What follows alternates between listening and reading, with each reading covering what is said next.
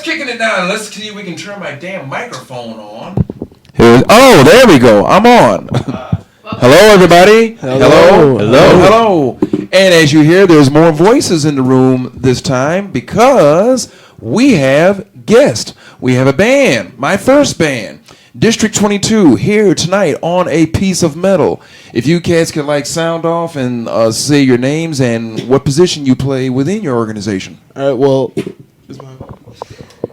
Yeah. my name is Seamus, and I'm the bass player / vocalist, and we've got two other people here. We got Andrew here, Andrew McNichols on. Why are you announcing me? I'm fully capable of telling people what my You're the name next is. one in the road. Well, shut up, dude. All right, I'm Andrew, and I'm the vocalist. And I'm going to start announcing TJ because he was rude. I'm TJ. I'm the rhythm guitarist in District 22. So we got guitar, bass, and drums. I love the three-piece. The main ingredients, meat, potatoes, and guitar, bass, and soda. singer. Guitar, bass, and singer. Guitar, bass, and Fuck singer. it up already, dude. Our drummer's only 17. He couldn't come out to play tonight. Oh, that's right. He's got a Damn curfew. curfew. He's got a curfew. Mommy and Daddy wanted him home. I don't think your mic's on. It's not on? Click on. What do you mean? That or turn it up. Whoever was in here last, they turned off all the microphones and screwed us. Well, now. is it on? Yeah, I can hear you. Awesome. Okay. Well, Hey. speaking to it again. Hello. Tap it. I can 'cause hear it. Okay, there we go. Oh yeah. Damn thing's Good on. morning. All right, we're rocking A Piece of Metal here. We got these cats in here with us, and just to start off, Where are you from? We are from Chicago, Illinois. South side. Chicago. South side. I don't know if any of you guys heard of Mount Greenwood. It's on the far south side of Chicago. It's pretty far. Mount Greenwood represent. Yeah, we're all from that area. Actually, that's where the name comes from, is because that area of Mount Greenwood and Beverly is the 22nd Police District. Oh, So, District 22. well, that's cool. Yeah. Because if we get arrested, that's where they take us. Better that than Cook County. Yeah. Yeah. Oh, yeah. Hell, Potter's Field is better than Cook County, and not because I know by experience or nothing. I just heard some bad things. What got you cats together? Well, we've all known each other for a pretty long time. Right. Me, TJ, and Andrew here, we were good friends. Been good friends for like 4 years. I've known TJ for most of my life. Our lead guitarist Ed went to grammar school with me and Seamus Yeah, here. we've known him for like 12 years, and then That's cool. the drummer, it was a fluke. We had hung out with him one night, and then 2 years later, through a mutual friend, he said, "Hey, we got a drummer for you." Tried him out, and he was the piece of the band that was missing. It's always Missing also link. good connections that bring the piece together. So, what kind of metal you cats do? Well, we have very different ranges in terms of who is influenced by what. Some of us are really into metal. Andrew here, he loves his classical music. I do. I really Hey, do. I'm a symphony fan myself. Oh yeah, absolutely. Beethoven, Tchaikovsky, Bach. I love it when it combines with a metal band. Then you got black metal. That's You got German opera metal. Yeah. I personally was real into punk when I first started playing, so that's a big influence of mine. And it's all kind of a clusterfuck together Yeah. to make a unique sound. We call it heavy alternative because it's not really metal, but it's definitely heavy and it's different. It's not really much like anything you really hear these days. Which is actually a good thing because I'm tired of the same redundant, warmed over BS. All right. I think everybody is. yeah. How would you compare your sound to somebody else? The best thing we've come up with so far is a combination between Avenged Sevenfold and Incubus. Yeah. Hey. That sounds like that. really good. Yeah. And your guys' writing is different too, isn't it? Doesn't Andrew? He actually composes. Yeah, some of the yeah, music, Andrew rather than writes just writing something. Andrew writes most of the music, and like I said, he's extremely influenced by Yeah, by classical music. So, I just sit down and kind of write stuff based on just straight music theory, and then give them tablature and let them learn it. Yeah. Cool. What classical composers influence you that you like? Well, I like. I kind of stay away from Mozart and Beethoven, the stereotypical, Hey man, the Beethoven, that Mozart guy, yeah, whatever. But Beethoven, I mean, Yeah, well, yeah, he was a. I don't know. He was a Metallica. I don't want to start talking about music Right. history, you know. For a but- deaf guy? Well, he wasn't deaf for a majority of his life. That's true. Right, but Didn't for go- what he composed when he was deaf. Yeah, was he actually very got better fucking when he went amazing. deaf. Actually, Right. I don't know. I mean, like I listen to a lot of Debussy, Okay. a lot of Respighi, Stravinsky, stuff like that. Late like romantic period kind of stuff. Okay, that's cool. That's a lot of your death and black metal influences. Right. Yeah. It's that sort of. Speaking of mine. Oh, okay. Yeah, I that's thought that was a what. different hand gesture. I was like, I'm not gonna lie. I was like, what is What the hell? Get closer to the mic. He was giving me that over in the corner. I was like, yeah. Made me a little nervous there. Okay, how the hell do I respond to this? Joe is putting both fists to the mouth there, and it's like, oh, the microphone. He wants me to get closer to the mic. Whew, thank God. That's what he He means. wants you, Tony. He wants you. Oh my God! I was about to say, dude, I ain't got the 20 this weekend. I mean, I tried to pay him $1, and it was for doing nothing. We Oh, didn't, great. he didn't want it. you're gonna insult the poor guy with $1. You're free, Morgan. You're free, okay? But There it is. anyway, you savages. No, but a lot of your death and black metal bands do get a strong influence from the romantic period of classical music, which is pretty cool. I mean, which lets people know, or should let people know, these are not just a bunch of wild ass animals going off on their instruments. No, they actually know how to play. Right, exactly. More so better than what would be considered good musicianship from those glam bands in the 80s. Well, That's- in the 80s, they were just signing bands left and right. If you could do your hair up and play a And couple play a good 30-minute riffs, guitar right. solo, Right. That's who cares if your lyrics sucked? That's a common misconception with metal is everybody thinks they're just hitting random notes and random beats, Like, you it's know. just noise, but it's, Right. it's actually some of the most, Yeah. It's very complex Yeah, music very. that there is. Yeah. And one Even more if you go thing. back in the days of Sabbath, that stuff that Iommi was coming up with, that wasn't some, easy, first chair guitar playing. Right. No, and that kind of riff and notation is still being used today. Oh, absolutely. 40 fucking years later, you got to give it to that old guy. I mean, if you're a musician, you got to go back and look.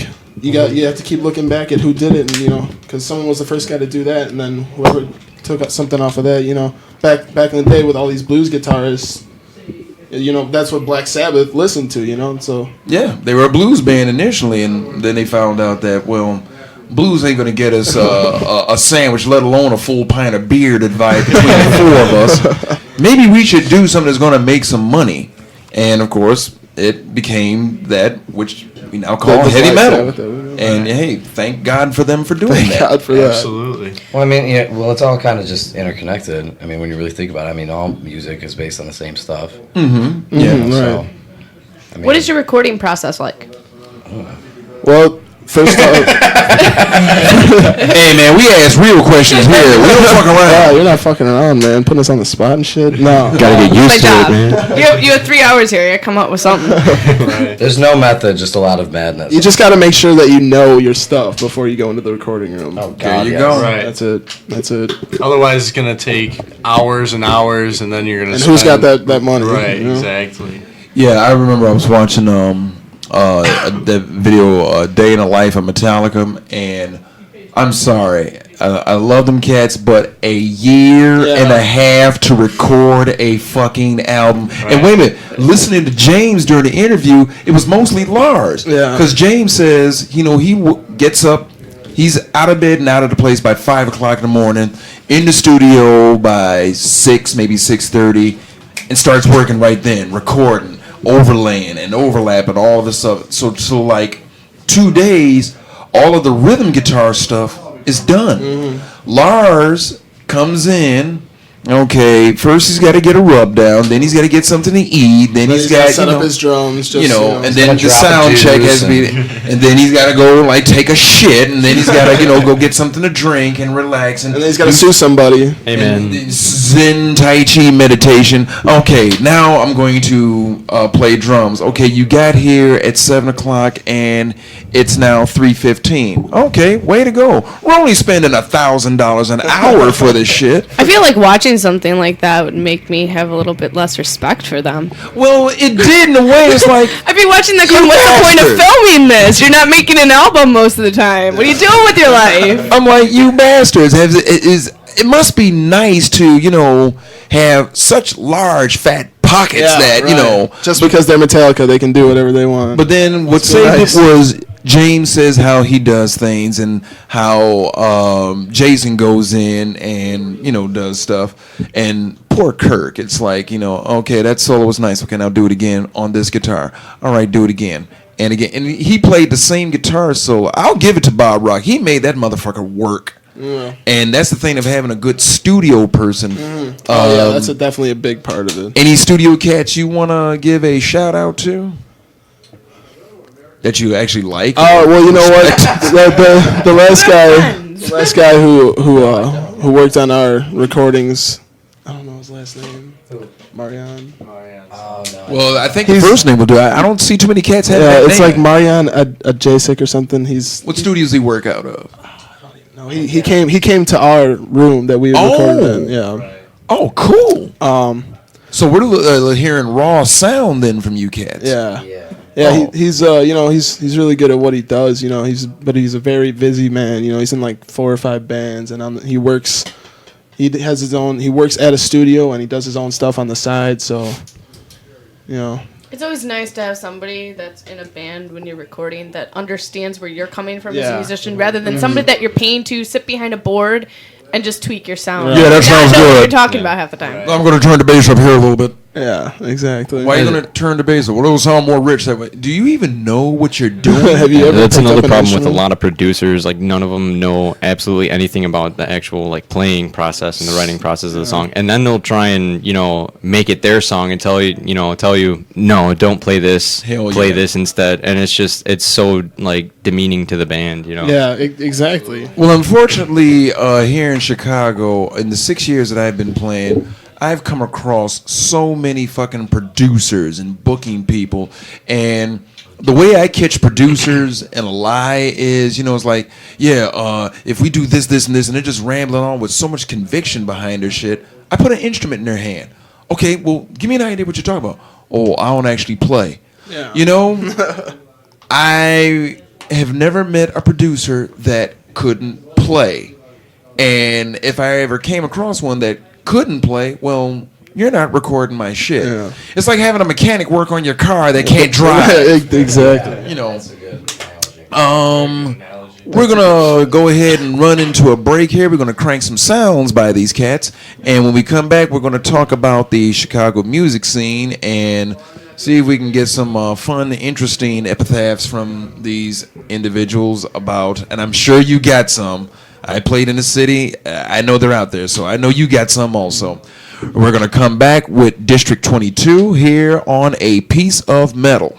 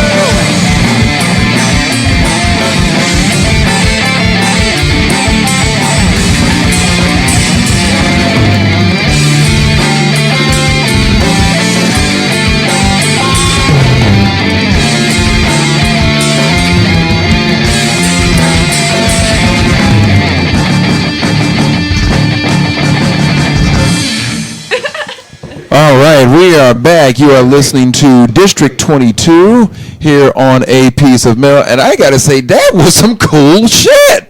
Thank you very much. I mean, where was that recorded at? That was recorded in our practice space, man, at the old chocolate factory over by Cicero and Augusta. That was some cool shit. Yeah. You know, you don't have to spend a large amount of ridiculous money to have, you know, a pretty good recording. As long as you have someone there who knows what they're doing. Yeah, because like I was saying with the Metallica thing, they use like, how many tracks did you guys record with? 3. 3 tracks. Yeah. And that's how it was always done back in the old days, well up until like the early 80s, because, well, 3 was all you needed. You know, meat and potatoes and, you know, maybe a drink. And there's like, well, let's add a few more tracks to it. Okay. What are all these meat and potato references? Because it's the best way to show the simplicity of the goodness of nature. That was my pretentious moment. I know I asked you earlier, but who was doing the backing Did it again. vocals on that? Oh, that was me, the bassist Seamus. And you said that the vocalist is 17? No, the drummer is 17. Drummer's 17. Yeah. So was the He was vocalist? 16 when he he was 15. We call him 15 because we met when he was 15 years old, and he wasn't even that good, you know. As soon as we've only been a band since last summer, you know, and in the amount of time that he took after he got his double bass pedal, like a year after that, that's what you hear now, and it's just kind of blows you away, you know. So 17-year-old kid. that you guys have been together. I know Tony wanted to go into it. So how many shows have you guys played in the past year? We've played 5 shows altogether. Right. Where have you played that? Or just a... Since October. We our first show was at Reggie's Rock House right over there on State Street. Damn, that is cool. Yeah. But our second show, there's this new place that's playing a lot of bands in Stager. It's called Another Hole in the Wall. We did a West Memphis 3 benefit show over there. When did you do that? I did a West Memphis 3 show out there. In December? Yeah, With Mushroom Head? Did you guys play together and not know it? Wow. Did you do it Friday or did you do it Friday or we did Saturday? Oh, okay. We were the first band on Saturday. Oh, yeah. What was your band at the time, Tony? Of Dark Matter. Oh, Okay. Yeah, I remember. That's probably where I heard the name from before. Crazy. Oh man, Yeah, that's crazy, man. Small world. You know, I'm finding that more and more the people in this industry know all the other people that I know in this industry, you know? Well, like I said, there's a lot of like juicehead shysters and jackasses that claim to I can do this and they can't shovel shit off the sidewalk. But I did like the stage out at Stager. I did not like how I don't give a fuck. I'll say it. I didn't like how that whole event was run. Yeah. You know that was some straight up horse ass with that. It's like okay. Who's going? Especially the second day, they had a lot of problems with that too. You know, the first day ran a little bit smoother, but what was the band that they wouldn't let them play? You know, they had one. Yeah, the band that pay. Did you guys pay to? We paid up the ass, to be honest. Yeah. See, That's bullshit. The Metro pulls the same shit that you have to pay a certain amount of money to play there, and then you have to sell off these goddamn tickets that are. How are you supposed to fill the Metro of like 200, 300 tickets? You have to buy the tickets too. Whatever you sell, Right. whatever you get for them, that's I mean, just you're money basically that- eating yeah. your money at these events, And they're not because gonna none give of you your shit friends from the wanna bar. drive I mean, all Yeah, this. we got to play with a big name band like Mushroom Head, which was great. You know, we got to meet the guys too, but you know, we had I to take pay it for back. We played. Was it? Yeah, we played. No, we played Saturday. We played Saturday with We were Michael first one- Graves. Yeah, Yeah. Now we didn't pay, but then we were the first band on Right, stage. right. That's how they did it. And I was told that we was expecting like somewhat of a crowd, but it was rainy and shitty that day, and we pretty much played for all the other bands, and it was a cool set, and we had fun. And Did you all. guys go on early? Like, what time were you guys? We were the first band up. So, what time did it start? Like 3 or something? Oh, we were supposed to go on at 3. We wound up going on at like 4:30, Typical. almost 5. Oh, okay. You And- play at this time. You'll go on 2 hours later. What? And see, What happened to us at the last show? I mean, it's like, with these people that run these shows, they're a cool way to meet bands. Like I said, Yeah. not even realizing I was like jamming with you cats, but Yeah, I didn't like crazy. the way it was run. It was run so unprofessionally. And my biggest question was, later on going to another show about the West Memphis 3 and how that came about. But I wanted to know, where's this money going and who's it going to? Is it going for their further legal defense? Paying for the venue. Yeah. It was supposed to be for their legal defense. But where did the money really go? Because there was like what, 10 bands, $300 a pop. I mean, 3, 6, 9, 12. 4. I mean, come on now. That was a lot of fucking money. And that venue is still, you know, they're still having all those. You know, you got to pay like a couple $100 to be on this show. They do that, you know. And they every overbook weekend. so Yeah. many. Oh yeah, bands all they the book like time. 15 bands at a time. Like, how are you The first time that we played there was only 7 bands, and we played main stage like no problem, and we didn't even have to pay to play. And then after that, they the show started that I doing the came second. No, we played longer before that. No, I was saying the show that I came to. You guys were on that shitty second. Oh stage. yeah, we were on the second stage that other time, and we had to pay for that because that was the one that we did with Taproot. Right. See, I'm not down with that. Making bands pay. That shit is like so uncool. And come to find out, you know, because I know some bands on Facebook and on MySpace that I've gotten to meet and know. The band that we was talking about last week, you know, when we was doing our Women of Metal show, Gates of Babylon. I told them about stuff like that, and they're like, "Really? That's what takes place down there?" And I'm like, "Damn, is Chicago the only city that does this shit?" Probably. It's all about money up It here, is man. because they know that the people will pay for it. You know, Wait, another hole in the wall. Is that in the city or is that? it's in the State state of of Illinois. It's the suburbs outside the city. Yeah, right there between by, Illinois and Indiana. Yeah, it's by like Chicago Heights and Crete and all that down there. I mean, if you're not really looking, you will pass it because when we had to play it down there, we passed it 3 times. Well, that's It's in the how, 200. Yeah, It's you down have by to like look. 203rd and Ashland or something like that. It's Union. like- Union. Yeah. That's how there that you one go. out in South Barrington is. The road. Penny Road? Penny Road. Penny Road Penny Pub. Road is Yeah, just like that that's too. another pain. Well, you know, you like go I said, down that road and it's like the only thing on the corner, but you have to drive forever in order I to know. find it. It's in the middle of nowhere. And if you drive past it, it is a bitch and a half and 3/4 to get back on. At least with Penny Road Pub, I played there a few times, and we played the upstairs and the downstairs, and at least they didn't charge us. You know, they were kind of a little stingy with the drinks, but that was because it depends on who was running it that night. Were you guys playing with what kind of bands? were you We playing played with? with Hemi, Bouchon, and then we took the drummer from Bouchon and brought him in our band. Who else? Get Fucked. Oh, well, shit. You know, he wanted to roll with us. We, you know, things happen. We played with a nice little plethora of bands. We played with this one young little punky-oriented band. I can't remember their name, and forgive me, guys, for not remembering your name. But yeah, I actually had fun out at Penny Road Pub.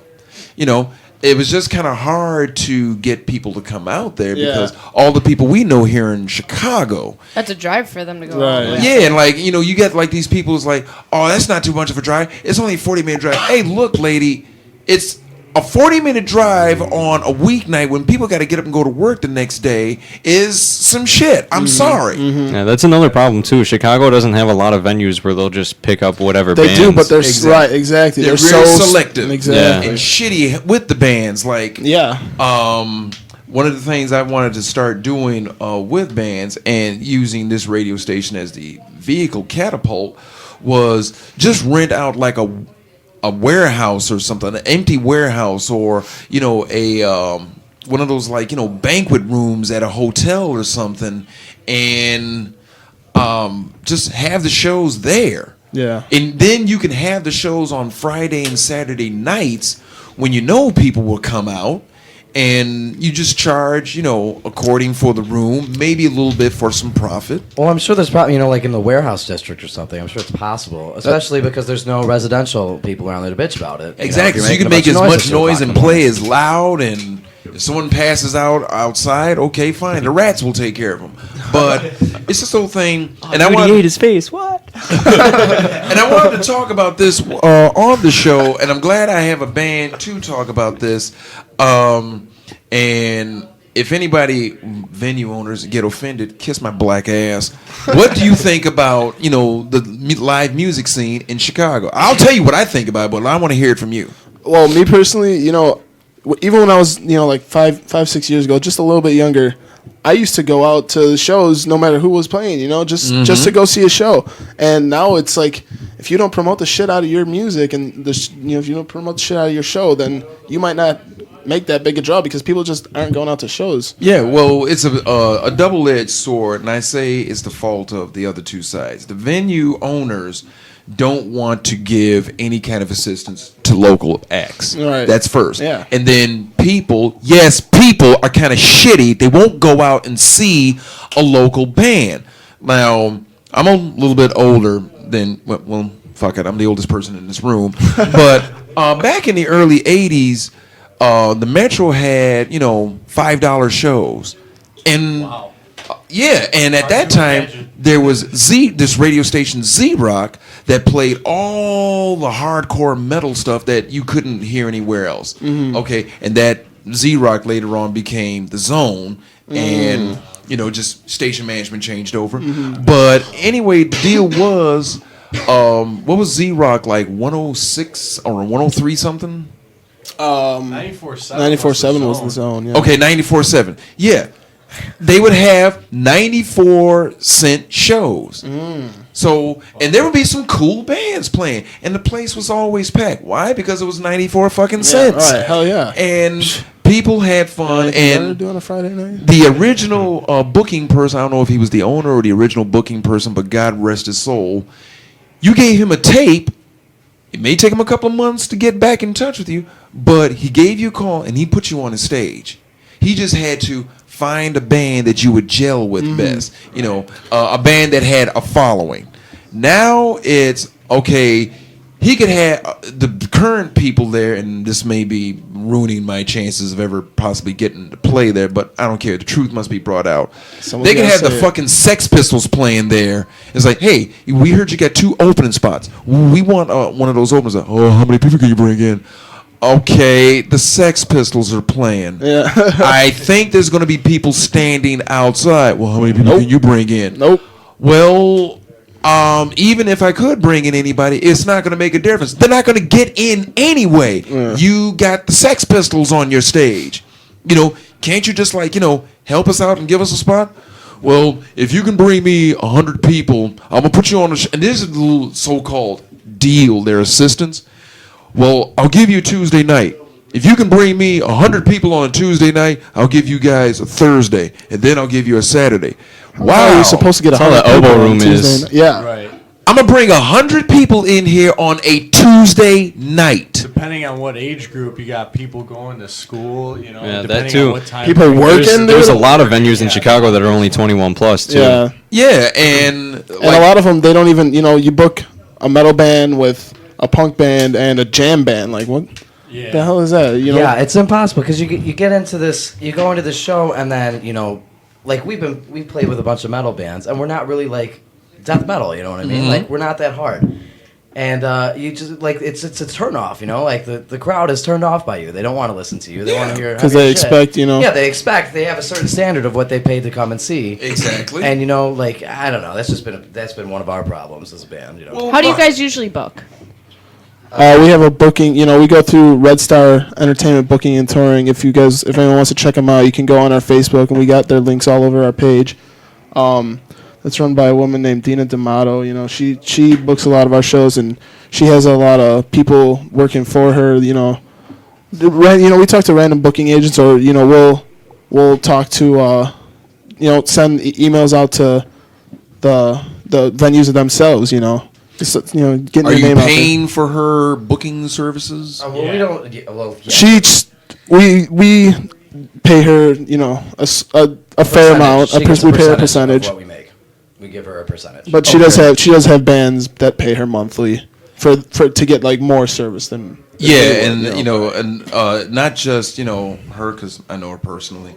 Not just her, but like a few other booking people I've come across that charge the monthly service thing. And my question to all of them was, which is why I didn't go with any of them, what are you going to do for this amount of money per month? And then you're still taking a percentage. Because I had talked to some legitimate, actual licensed booking agencies and talent booking agencies, and all of them said the same things, like, hey, I heard your CD, sounds pretty kick-ass, but dude, until you can pull 200 people, it's not even worth the phone call. And like, at first it pissed me off, but then I thought about it legitimately as a business. they're not going to make any money off 25 and 50 people. Right. So it's like, okay, I have a staff I have to pay. All right, okay, I understand that. And we're trying to push to get bands signed because that's where they make their real money. We book you for a while, we get the 10%, of your earnings from the show. But where we make our real money is when we get you signed and that label takes you off of our hands. A label rep is not going to come out and see you, for 25, 30 people. Right. Which this is the music business. And it took a little while in growing up to kind of come to that realization. But the problem is that there are so many bands out here, so many bands that have a dream, have a goal. I don't even say dream anymore. I say goal. Because, dream is like some starry-eyed little child, Goals are dreams with deadlines. Yeah, exactly. I want to fly I like like that. Superman. Okay, that's a dream. I want to headline for Metallica. That's a goal. Yeah. And you get to a point where you're headlining for Metallica, well then the world is pretty much your oyster after that. But you have so many foul, dishonest people that take advantage of that. And there's a lot of them in this city, which pisses me off. So, Hey man, I've come to the conclusion that no matter where you go, the majority of people, not just people doing business, but that's just how people are, Yeah, and that's the uncool thing. And it's, worse in, I used to think it was like in the rock and metal scene, but coming from talking to cats that are in hip hop and R&B and funk and soul, it's the same thing there. It's just associated with that particular genre of music. You got dirty, underhanded people doing this shit. What's the goal for District 22? To get our music heard by as many people as possible. I just want people to hear our music, and growing up, everyone had their CDs that they listened to if they were having a bad day, or if they were, you're going, you're trying to get pumped up for something, Stuff that you can relate to. I just want my music to be able to affect someone's life in some way, like it's kind of a lot to ask for, yeah, but Not really. if you're passionate about what you do and you do it well, eventually it's gonna pay off. I just want people to hear my music. And So do you see you guys mostly as being like a self-produced band and going to the people to like put it out there, or is there a specific label that you eventually want to work with as your career furthers? No, we don't have any sort of. we're just trying to get our music out there at this point. Like I said, we've only been a band for not even a year, and we're just trying We're to. we're very young. Like we don't have that much experience. This is most of our first band. Yeah, so I mean, we're still establishing our chemistry and working out the kinks and that kind of stuff. But my goal as a musician, as an artist, is to just get my music heard and be Dude, recognized. that's not too much to ask for. And the best way to get your music heard, of course, is to get out there and play, and you get your sound out there. We're going to go ahead and knock down another break. We're going to come back, listen to some more music, and talk some more with District 22. And we're going to speak more about this, fucked up music scene that's going to be revolutionized here in the city. And I'm going to lead the revolution. And there will be blood spilled. We'll all be a part of that. Damn, Skippy. All right, you listening to A Piece of Metal? Come back.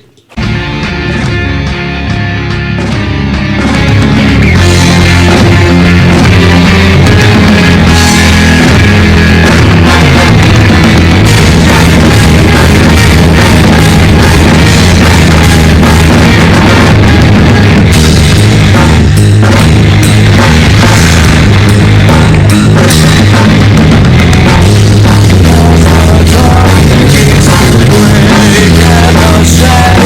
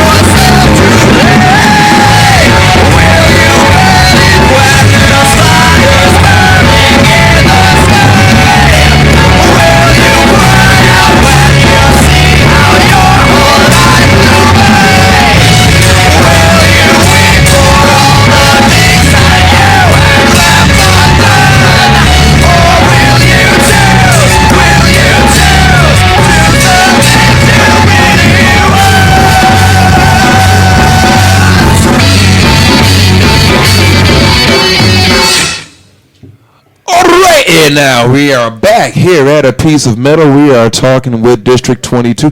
Yes, I did say alrighty now. Anybody got a problem with that? And you work here. You don't matter. Fight. Oh, I see. You got something you wanted to? Yeah. I just want to, take some time out real quick to promote our next show. It's going to be at Live 59 out in Plainfield. The girl who booked it, Samantha Guns.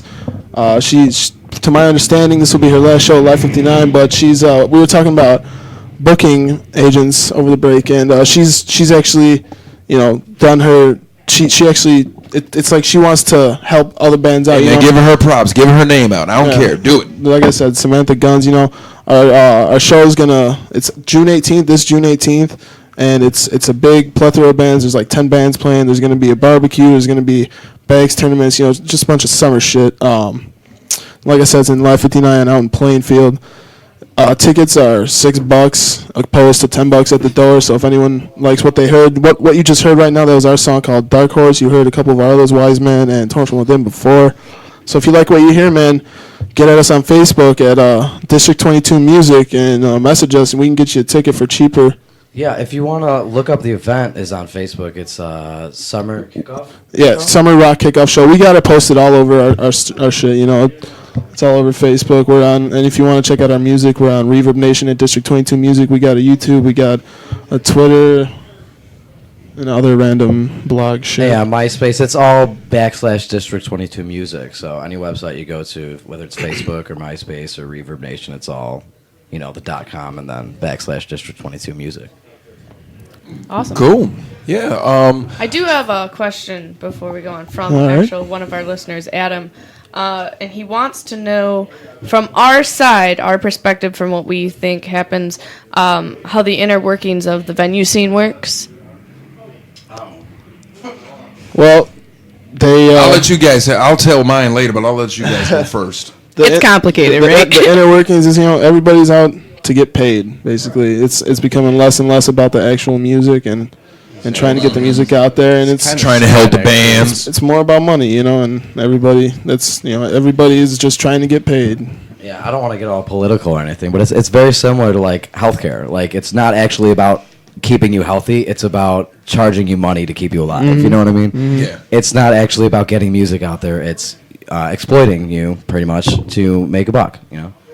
Using your talent to get them ahead. But at the same time, we have to succumb to these people because we want to play our shows and we want to get our music out Right, there. yeah. It's definitely, you're selling your soul. Well, I'm forming a rebel alliance, and we are going against this. Viva la revolution! Hold us down anymore. You hear that, Lord Vader? You will not control us anymore. Oh, that's right. He's dead.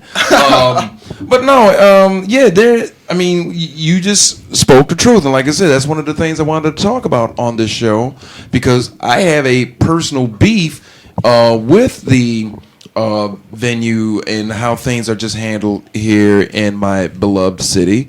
Yes, there are more people out, for money, which is uncool. Also out in Plainfield, the Chicago Women of Metal are going to be doing, which I am a part of. which Danielle is a part of here.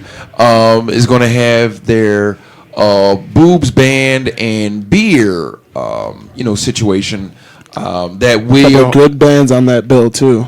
And we're going to be there. Great. Well, unfortunately, Morgan won't be with us, but she'll be with us in spirit. And she's a woman of metal. How the hell are you gonna? Well, wait. I don't go to every event they do. Don't assume I'm not gonna be here. My commitment is to this. I know that, but I'm just saying with that one, that's the July. Is that the one 9th with the Odin? July 9th. I'm not there. Yeah, July 9th. Whoever's playing July 9th. But me and Dennis are gonna, be there broadcasting and I know. jamming and rocking. I'm gonna miss you guys so much that day. We're gonna do some more. We're gonna do some more live hookups. But for the follow-up question though, what do you think has changed? Like back in, I know the early '90s and the '80s, I know that a lot more people were receptive to helping out the local people to try to get up there. Why do you think that this industry has changed so much that you guys are struggling now? One word: greed. Greed. Yeah. Look at the world. I would say the internet. But that's just me.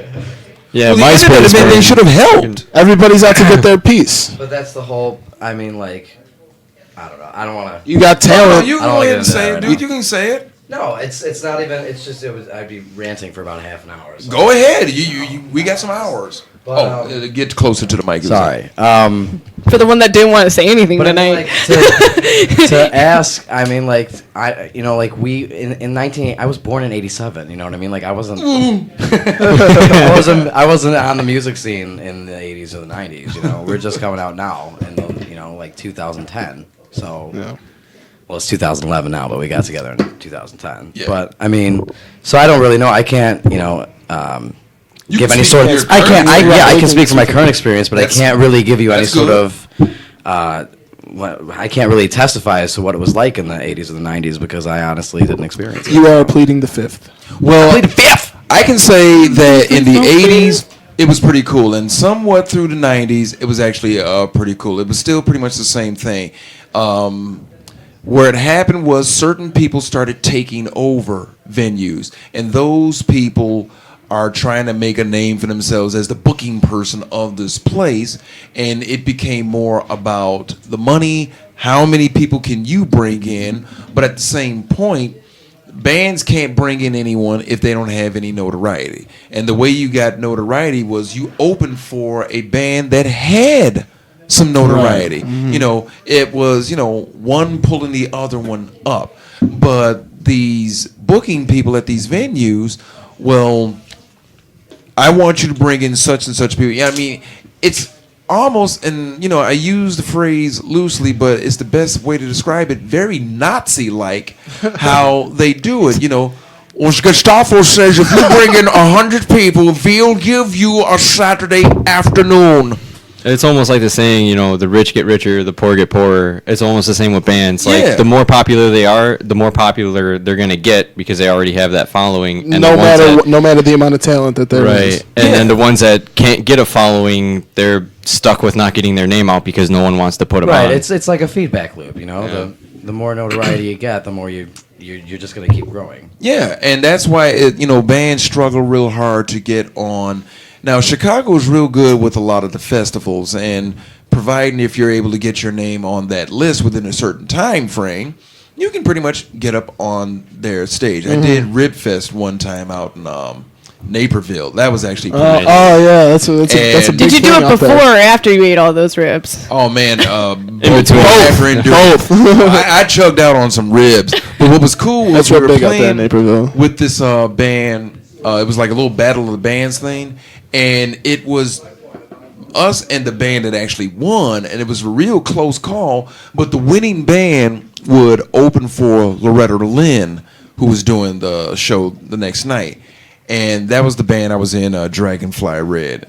And you know what? Me and the Blaze player, we kind of understood that, okay, we're a little too hard, heavy, and loud to open for Loretta Lynn. Don't you hate when that happens? They book you with a band that you don't even sound close to. Yes, I know. Yes, I do hate when that happens. And the Bands blues, like we they were like said. a funky driving blues band, and With the metal band opening up for him. How does that? How does then that- they won Came the from the spot same to shit. open Keeping for you down, man. Loretta Lynn, which was cool.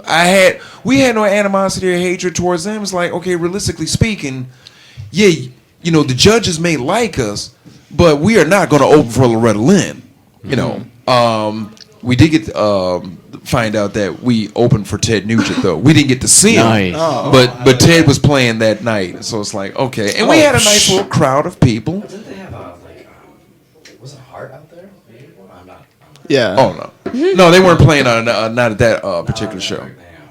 But no, it was getting into the festivals. Like I said, if you can get your CD to like the promoter of that fest, it's usually first come first serve because there's so many bands trying to get up there, and that's cool. But the venues like Metro, Double Door, and Elbow Room, I've actually had some good luck with. Shout out and props to Brian Bender. Debonair was actually a fun place to play. We played there before. And that spots like that, but you need more spots to actually help you out. And Chicago, unfortunately, is not a city that's helping out the band. And the way they can change that is not only the bands, but the people.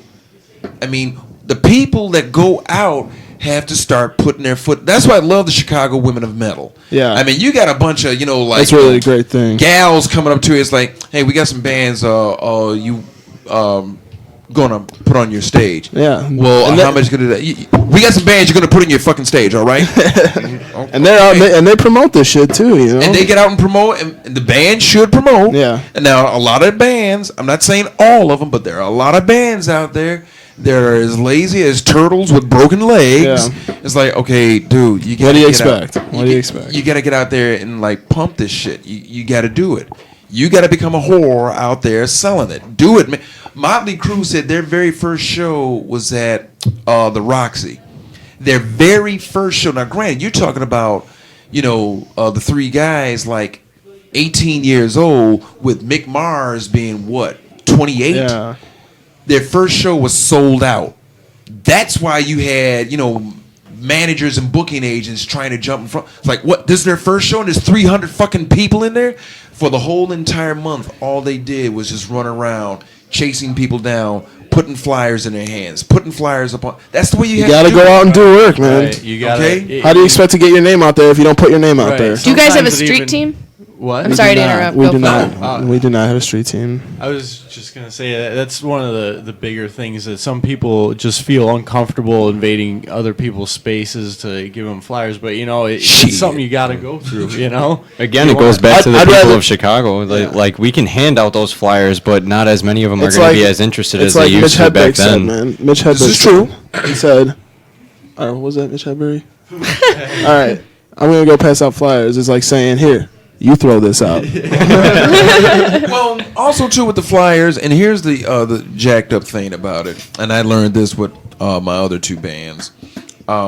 For every 100 flyers you put out, and I do mean for every 100 flyers you put out, one person is going to keep it and actually come to the show. So Sounds right. you put out 1,500 flyers, 15 people will actually come out, and so on and so forth. Now, also, too, a lot of those flyers are going to be hitting the ground, and depending on what kind of artwork or graphics or how you hook your flyer up, somebody's going, what the fuck is this? And it's like, okay, that's another person. But you have to get out and do the work. Like Just go to shows and hand out demos right for free. after the show is over of a band that's close to your music. Right. Like if you're a death metal band, you're not going to be playing handing out your shit to an alternative band sounding like the Pixies, and vice versa. But no, it's the work has to be done. The Chicago music scene is wide open and can be turned around, and I mean seriously flipped over like. And there's a lot pancake. of metal bands making a lot of noise in the Chicago music scene And- too. but to say that every venue in Chicago is going to screw you over is not true. No, that's- there that's are true. some good ones out there. You just What's been gotta- your favorite place to play then? That's treated you guys right. I really like myself. I like Live 59. That's Oh, yeah, for sure. the way that place is run. They do all ages shows, and if you do your job and you go out there and you promote, then they give you they see the work that you do and they give you a good slot. And if you do a good show, they're just they have you back. They're It's a pretty nice venue too. yeah, it's a nice venue. There's a lot of people with good sound. Right. And they just the way they go about it. I don't feel like I'm talking to someone who's trying to get in. I hate to say it like this, but get in my pockets. Yeah, do you guys remember the original JT Music? Oh yeah, Oh yeah. went from you a Red Bull RT guitars to JT Music to Sound Lab. I was just talking to somebody about that earlier today. And you know he's still doing stuff, right? What? No, I mean the last thing I heard about him was he bought the Sound Lab and then they had to shut it down. No, he's if you go to jtmusicinc.com, I believe he's got different venues up. He does They used to play O'Malley's Bar a lot. yeah, I think they still do. I never really liked that place. He's I played doing- O'Malley's a couple of times. He's been doing the Box Social, which is right next door to Congress Theater. And he's, I think, the Cordova out in Morris, Illinois. He's been booking shows out there. We're going to go to another break, and we're going to come back with District 22 here on A Piece of Metal. And we're getting into a very interesting discussion about the Chicago music scene.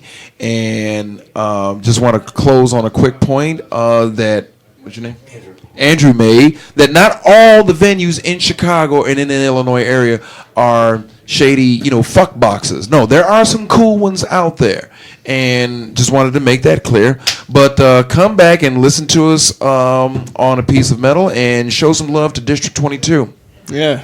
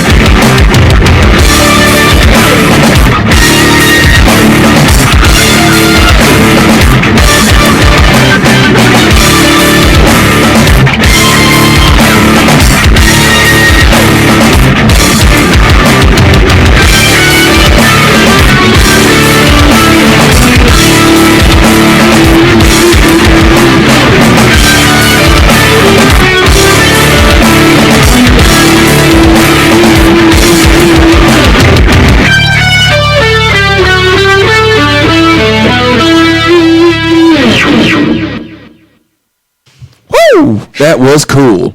We are back here at A Piece of Metal, rocking with District 22. That's right. And we were having some pretty deep discussion about the Chicago music and metal scene. And since we have a band that's currently playing, I thought it was kind of cool that, when Dennis first told me about the band, it's like, that name is hitting in my head. And as we discussed earlier, we actually did a show in the same place, and not even realizing it, but it was pretty fucking cool. Yeah, small world.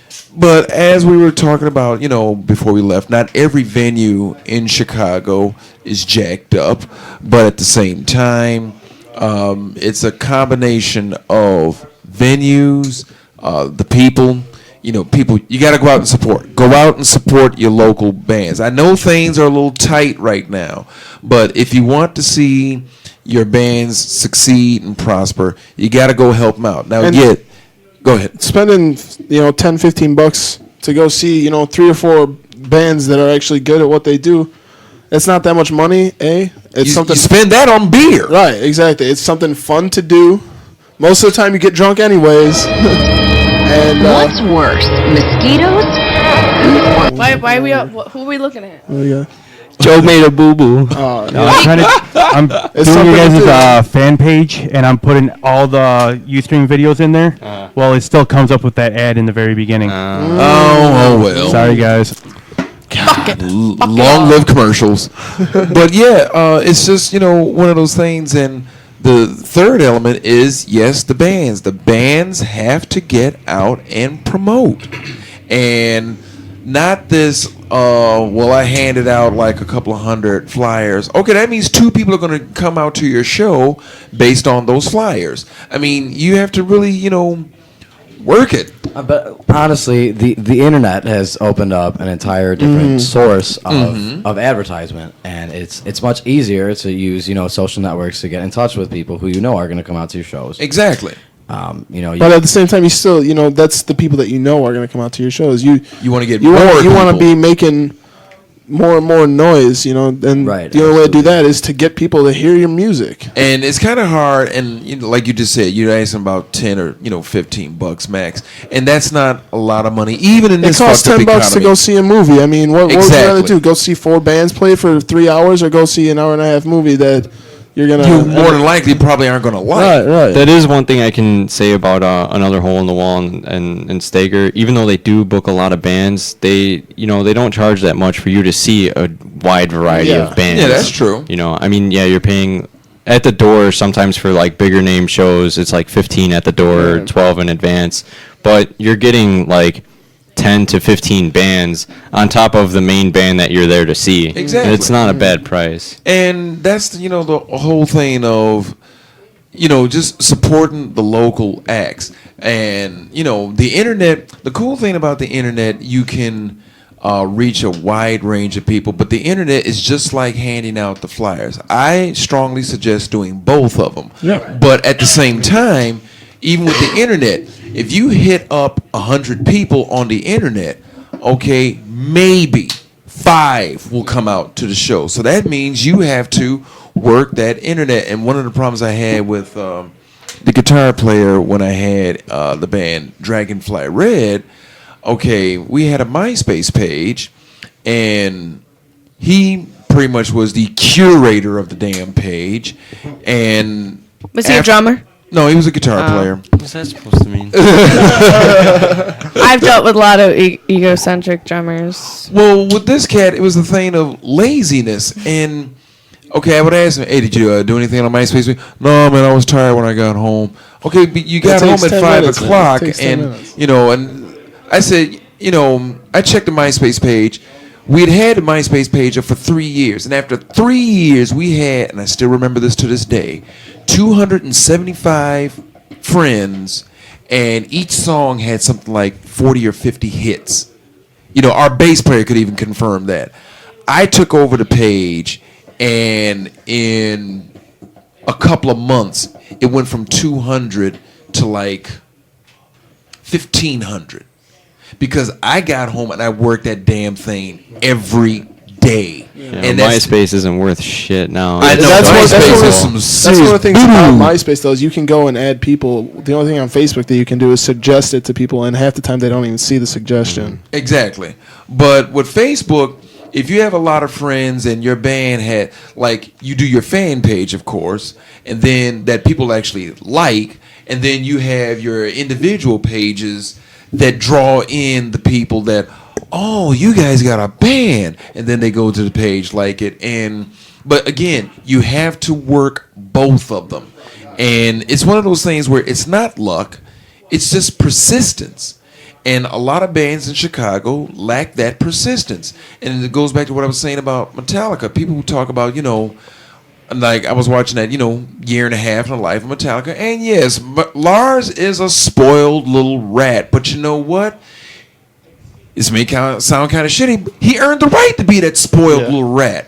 Okay, this band is the biggest band on the planet because of what he did. Yes, it was the music and the energy and James' lyric writing and their performance on Kirk's guitar. stage, but it's his business tactics. He was very ambitious and very, go out after the throat. I mean, we got to think about it. Back when they were, when he was like 16, he goes to a guy that has his own compilation record label place and asks him, hey, talks to him, if I can get a band together, can I be on your compilation? And the guy, just talking to him. Yeah, sure, why not? The motherfucker had a spot on a compilation record and didn't even have a band yet. I mean, just the balls to go up to somebody, and even ask a question. And you don't even have a band. You don't even have anything to submit to the person. And it also goes back to like the differences between back then and now. True. I highly doubt that there is any record company that would say, yeah, sure, whatever, Yeah. and not even have a band. Oh, hell no. So your ambition and your business tactics have to be a little bit more savvy, but at the same time, like you just said, with the internet, you have so much avail to you. Take advantage of it. Right, but see, then the other thing is, like, when the internet has become such a clusterfuck of just True. bullshit. It's Yeah. spam, and Spam. people can't weed out the shit that is like legitimately something that they would be interested in, and discount Viagra. So if Which I've never used. okay, That was a very conspicuous look on your face there, Right, Tony. Drinking lots of water, that's But a sign yeah. of withdrawal. It's working. the internet can be, it can be a wonderful tool to, it can be a wonderful resource for you, but at the same time, it can be totally perverted. You know what I mean? Yeah. It can be something that can just be detrimental to what you're actually trying to Wait, do. like the guy in our lobby right now, right? Right, yeah, just the guy in the lobby, just sitting out there looking at porn. on the I'm computer. calling you out. Please don't do that when I'm walking in the door. There's a time and place to jerk it. It's not And here. it's not like he's like in the back by himself. No, he's on the first computer. You know what though? First computer. I'd rather he be at the first computer because then, like, if he was in the back, secluded. Then you know that he's not. Yeah. Please getting come any to dirty PC business. here, tap him on the shoulder, and go, "Hey, what are you doing?" No, but like going back to what you said, I think like the internet is great for exposure, but I liked street teaming the most. I don't know. There was something about going out there, handing out the flyers, Yeah, actually, going there's- to places and posting. And You're you have physically involved in what you're Yeah, doing. because then you get in conversations with people that Grassroots, don't even baby. know you. Grassroots. We gotta get back. and to then the you roots. also have people. You also have other people that aren't a part of your band at all out there promoting your stuff because they like what you do. And they believe in you. It's like, I want to be a part of this. I mean, think about, somebody that could have been a street team for, Metallica, Slayer, or any one of those bands. You can say, I helped that band get big. I'm still broke, but I helped that band get big. But I mean, the other thing is, especially like among younger people, there's been a huge fall off of people, actually going out to shows, like Jim was saying earlier. And I think a lot of that has to do with the music that's being force fed down people's throats by Seamus. Sorry, by it's being forced down your throat by the radio stations and the record companies, and they're throwing out this music that is a lot of talk without really actually saying anything. It kind of lacks a little bit of substance. And if you actually really want to hear good music, you have to go out and listen to good music. Yeah, that's true. And you have to keep an open mind for everything because you never know when you're going to hear something that's actually good. Right. Like, I'll stick around, like, whenever we've done a show, just out of respect, even if the band sucked the cement out of a brick, I still... Wow. That sounds painful. I'm sorry. That sucks hard, dude. I would still show love to that band. It's like, we're playing the same stage, and I'm going to go ahead and give them my ear, like, oh, Jesus, this is horrible. But you still stand there and watch them we play. still sit there and watch them. It's like, after a while, it's like, okay, it's not that bad, but it's pretty fucking bad. And wouldn't you want them to do the same for you? And they did. It's just the whole thing of just respect amongst musicians. Because I remember there was a point where we were getting a lot of bands calling us. It's like, hey, we're doing a show. We need an opening band. Can you? Okay. We need an opening band for this venue. It's like, sure. I mean, at one point, our phones were like ringing all the time. And then something happened where the guitar player, whom I just mentioned, kind of showed his ass a little bit. Like literally? Literally in some cases. And the phone stopped ringing. Nice. And then it was like, a few years later after the band broke up, we're finding out from all these other bands, yeah, man, you guys were going around talking big shit about us that, we were like leeching off it. Wait a minute. All because they were mooned. Me and the bass player were like, we never said that. Yeah, that other dude that, played guitar, like, oh, wait. We did not know he was saying that, but then he was also calling himself our leader. So of course, if you're in a band and here's someone who's proclaiming himself to be the leader is talking shit about you, well, you automatically think that The entire band is on board. yeah, since the leader is saying it, we're like, we didn't even know this was taking place. Man, all that shit is just unnecessary, man. That's exhausting. Like, And it takes more energy to put that dumb shit out than it does. to focus on yourself and do what you're doing. And it's like, with what you were saying about, the internet. Yes, the internet is a clusterfuck of a lot of bullshit. You can go to Wikipedia for that. I mean, there's quite a few times I've gone on Wikipedia and it's like, that's not correct. Right. That's why it's not, even a trustable source. Not anymore. No, not at all. Right. John F. Kennedy was the 34th Pope. What? It's like, You can put anything up there. I was like, wait a minute, what the hell? And it's not going to get corrected until somebody that knows better sees it and corrects it. But with the internet, just like I said, with, flyering and what Morgan just threw down, and I'm definitely going to do that with my next project, street teams. I mean, that has become the new venue or the new means of getting your band's name out there is have a street team. Get some dedicated people that like your shit. Throw something at them. I mean, I understand, in your early stages, things are kind of hard. Throw them some dollars. Hey, if they're old enough, throw some beer at them. Pizza, Or maybe, even not old enough. That's all right, too.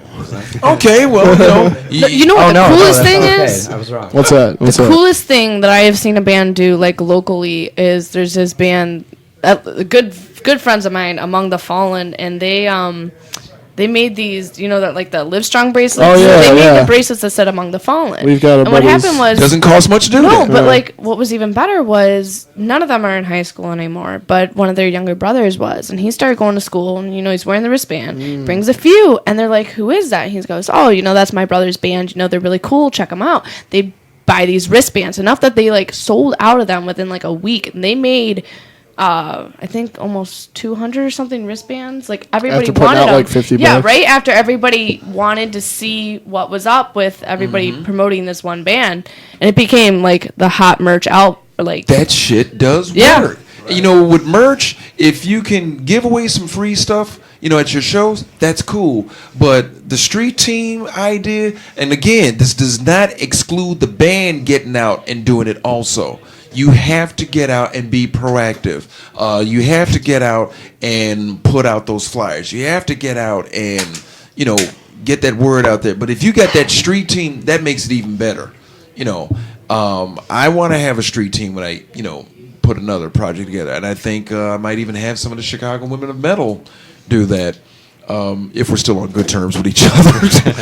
And I take that back. We're all on good terms with each other, All those Chicago women, Who did you they're all sleep with? great, man. They're all- None of them yet. Yeah. No, that was another bad joke. I have utmost respect for all of those beautiful ladies. But yeah, it's not easy, but it's not so hard that it's impossible. It can be done. It just takes a little work on all sides. And then the venues, you kind of push them up against the walls like, look, I got 200 people. I want to play your place. All right. And don't you even think of saying that Tuesday or Wednesday night shit. How's about a Sunday? Okay, this place is going to give me a Friday and a Saturday night. I'm going to take my 200 people over there. All right. You got to put them in a position where, damn, I want them on my stage. If they got that many people, now granted, you're not going to have the same people every show because you have to take in consideration that the people are not going to come out every single show. Like my girlfriend at the time couldn't come out to every single show. I mean, it's like, damn, okay, I know what set you're going to play. I know what songs you're going to do. I even know what covers you're going to throw in. where's And the support? it's like, okay, yeah, I'm going to support you from home, but that's where the street team and the footwork and, using the internet comes in. You have to get your friends to bring in more fans and then more fans and then so on and so on and so on to have a nice fun. Because once you get that first 100 people that are going to come consistently to your shows, it's pretty much a a life that's going to take on its own formation at that point. Right. It just kind of snowballs after that. Yeah. It's another thing too to network with other bands because Oh hell yes. like around my area, a lot of the bars and everything. If you're planning on playing a show, you don't have to like you pay the cover charge like $7 or whatever, but it's split between like it goes to whoever band you say you're there for. That's the good thing, and then you end up playing with a bunch of people that you like or get along with, and then you bring in all your friends to come watch, and they bring their friends, and that ends up working out best. Yeah. Networking and, just like chilling with the other bands that you're, going to be playing with. It's like, it's a thing of we have to start doing in Chicago what's done in other cities. And New York is real big on the rap and metal thing together. Rap and metal here in Chicago ain't gonna happen because unfortunately here in Chicago you had too many jackasses, as Morgan made a joke earlier. Someone wants to bring a gun, and I was talking about that in one of my earlier shows about. Sorry. Don't you do it no more. Air. I was dying. In one of the earlier shows I was talking about the nice and warm up in here. Sweating like a whore in church. Sweaty men. But one of the things What's on your mind? we did. No, I think it's on the guy's mind in the lobby. I'm gonna let him deal with whatever he wants to watch. But God, I love this show. But no, it's one of those things where it has to be like a collective whole that we have to come together. We have to, network with the bands and pretty much get those venues to a position where you have to bring us up on stage. The rap and metal thing is not going to work too well in Chicago because, like I said, you have too many guys in the rap scene that want to pull out a gun if somebody looks at them wrong. And you're talking about two very, volatile mentalities at a show. Now, granted, you got people that like rap that like metal, and you got people that like metal that like rap. But you got that one jerk, and it's always that one idiot that shows up with the two hand cannons in his pocket. He didn't come there for the music. He came there to start some shit, and he usually gets it. Unfortunate, somebody else, is the one that gets hurt. Raise the price. Now, Dimebag. Exactly. Rest in peace. The unfortunate thing about Dimebag, I'm sorry that happened to him, but I do not want that to be used as an example to ban firearms. I am a very strong proponent of the Second Amendment right, and I do feel that everyone should have the right to bear arms to protect themselves, but there has to be some kind of structure set up to keep idiots from getting hold of it. There's no way they control that. They put the gun bans in Chicago. Chicago's had a gun ban since 1985, and how many people have been killed by handguns since 1985? This year alone, even. This year, monstrous numbers. Who's got their hands on them? Not the people that should. Okay. They're not going to be the ones that are, going to the black market to try and purchase this thing. I know. Me and some other metalheads were saying, as far as like firearms are concerned, and it's funny you hear this coming from metalheads. We all agree it should be a 30-day waiting period when you make that first application. And during that 30 days, you should take a 30-day owner's and handler's course. Because that in a background check. If you're going through this much time and effort and money, you're less likely to want to do something stupid to get it taken away from you. But I want to kill someone now. Okay, you're going to have to wait. That easy. You want to kill someone now? Get a baseball bat and have at it. Old school. Yeah, go the old-fashioned way. Okay. That's why we have mosh pits. Yeah. Well, get that energy out. It's handled violence. Exactly. And everybody in a mosh pit is, it's not every man for himself. Everybody's jacking each other in the face, It's when someone falls. Most of the time. You're right. But you get some idiots. I've taken a few random blows to the head just because some dickhead behind me felt like starting some shit. Right, but most of the time, when someone falls, the group is there to help pick you back up. Right. Now that's one thing I do notice it is consistent. The mosh pits are much more brutal and aggressive than what they were back in my day, but at least now there's that level still, of respect. There's still a level of respect. Someone falls down, pick them back up. I thought one of the coolest things I saw, and if she was a little older, I'd have proposed to her. I saw a girl get busted in the cheek, knocked on her ass, blood was coming out of her mouth. She got up, pushed the guy that knocked her down. She said, "I'm sorry." He's like, "Okay, dude," and looks at him in the face and says, real loud, I had to be about 20 feet away from her. I heard her, "Don't fucking do it again." And she got back in the pit and was like, "I'm in love." Bravo. I know, it was the most awesome thing. Now, me, I can't get a punch in the cheek and get back up. I'm taking my ass home. I saw a kid get his nose broken and, went in the bathroom, makeshift fixed it, got back out there. And I'm like, wow. DJ, weren't you there with me at Gigantour when we saw that dude walking out of the pit? It was all bloody nose, and I think he had a broken arm too when Megadeth was playing. Oh yeah. That is some extreme that's some brutal shit. stuff, man. That's He some was brutal ripping stuff. blood all over the But yet no one got killed. Right. What's the craziest thing you guys have seen at one of your shows? One of our shows. Unload, man.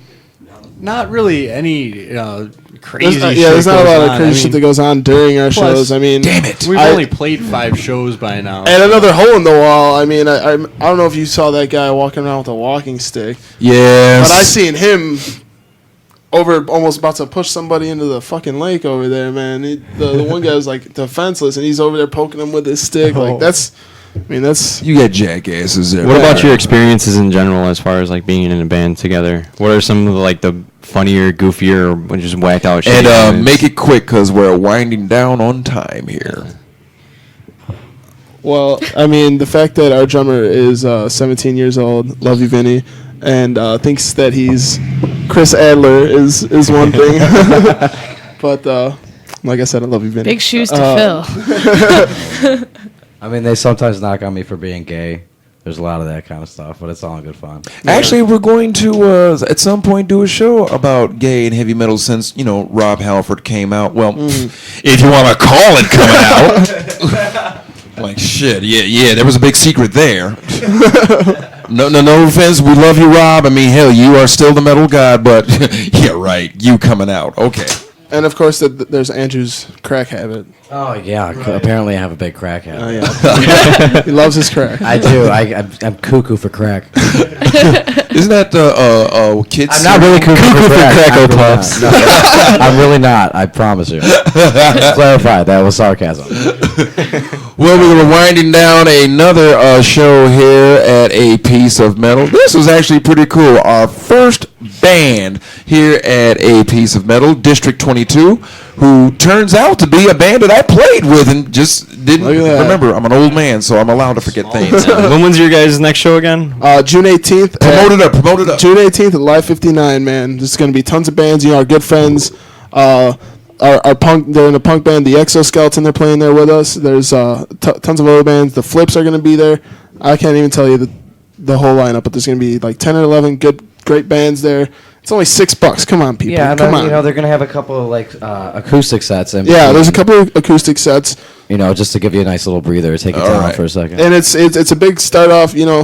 Can't drink there, but there's nothing said about not being drunk. Hey, So the music is still good. And where can they find your music? find us. Our main page is our Facebook page. That's facebook.com/District22Music. That's where we run all of our news and updates about shows and all that.